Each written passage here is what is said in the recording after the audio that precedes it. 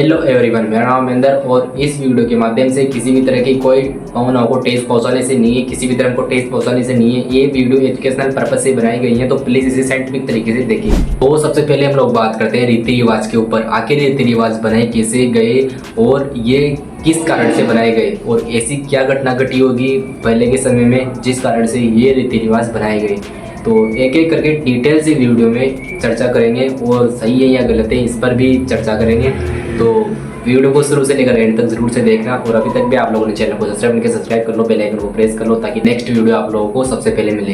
तो सबसे पहले बात करते हैं कि आखिर ये जो हम लोग बलि चढ़ाते हैं देवी देवताओं के, ये किस प्रकार से चली, किस प्रकार से नहीं चली। तो सबसे पहले मैं आपको एक छोटी सी वीडियो प्ले करके दिखाता हूँ जिसमें आप लोगों को ये पता चल जाएगा कि आखिर ये परंपराएं बनाई किसी गई, और फिर बात करते हैं कि कौन कौन सी परंपराएं जिनके पीछे क्या कारण था। तो सबसे पहले साइंटिस्टों के द्वारा जो एक्सपेरिमेंट करके पता लगाया गया कि आखिर ये परंपरा बनाई कैसे जाती थी या फिर कैसे चलती आ रही है।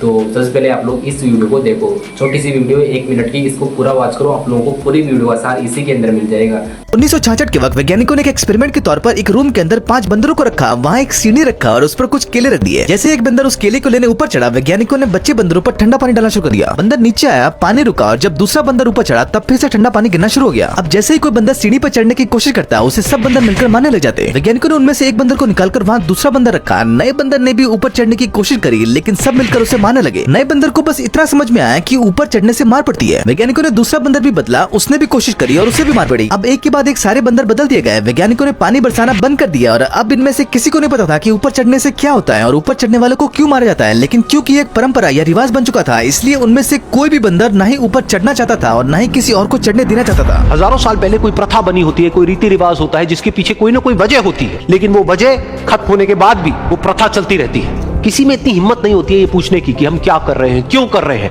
बस सबको ये पता होता है कि ऐसा ही होता है। तो आप लोगों ने देखा कि यहाँ पर बताया गया है कि कैसे बंदर एक दूसरे के रूल्स को फॉलो करते हुए चलते आ रहे हैं। सेम इसी प्रकार से हमारी जो पीढ़ी है, जो दादाजी वगैरह बहुत सारे पीढ़ी हैं जो चलती आ रही हैं, उसमें भी सेम इसी प्रकार से चलते आ रहे हैं। मैं आपको बता दूं कि 4 वेद, 18 पुराण, 108 उपनिषद में तो कहीं भी नहीं लिखा गया है कि देवी देवताएं बलि मांगते हैं तभी उनकी इच्छा पूरी होती है। तो ऐसा कुछ भी नहीं है। बलि के बारे में तो किसी भी जो ग्रंथ है उसके बारे में नहीं लिखा गया है कि देवी देवताएं बलि मांगते हैं। एक बात जरूर सोचते हैं कि माँ काली जो है उसको रक्त चढ़ाया जाता है। अब वो रक्त किस चीज़ का होता है ये नहीं मालूम लोगों को, और बलि चढ़ाते हैं बकरे की, मुर्गे की या फिर किसी भैंस से की। ऐसी बहुत सारे जानवर हैं जिनकी बलि चढ़ाई जाती है। माँ काली को जिस रक्त की जरूरत होती है उसका नाम है रक्त बीज राक्षस का रक्त। तो मैं आपको बता दूं कि माँ काली को बकरे की, मुर्गे की या फिर पैसे की ऐसी कोई भी आज दिन तक मांग नहीं की गई है।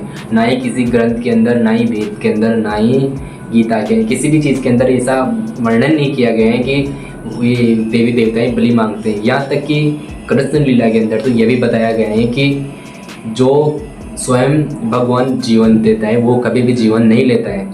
और एक छोटा सा फैक्ट और है कि हम लोग रात के अंदर झाड़ू नहीं निकालते हैं। हमारे घर वाले भी बोलते हैं कि रात के अंदर हमें झाड़ू निकालना नहीं चाहिए। और भी ऐसी कई एक्टिविटीज़ हैं जो कि हमें रात के अंदर नहीं करना चाहिए। जैसे कि कई जगह तो ऐसा भी है कि रात के अंदर आईने को नहीं देखना चाहिए। अब इसके पीछे का मैं आपको तथ्य बताता हूँ, फैक्ट बताता हूँ कि ऐसा क्यों बताया गया है।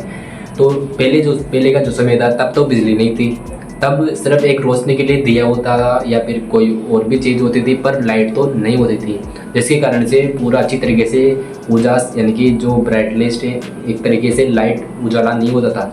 तो उस कारण से गंदगी नहीं दिखती थी कि क्या साफ़ करना है क्या नहीं करना है। तो तब ये परंपरा चली थी कि रात के अंदर झाड़ू नहीं लगाना चाहिए। अब नहीं लगाने के कारण ये है कि रात के अंदर कुछ नहीं दिखता, इस कारण से नहीं लगाना चाहिए। अब अभी के समय में क्या परंपरा चल रही है कि ये गलत है रात के अंदर लगाना, जबकि अभी तो सब कुछ लाइट जलती है और सब कुछ क्लियर दिखता है। तो हमें रात के अंदर निकालना पॉजिटिव ही चीज़ है।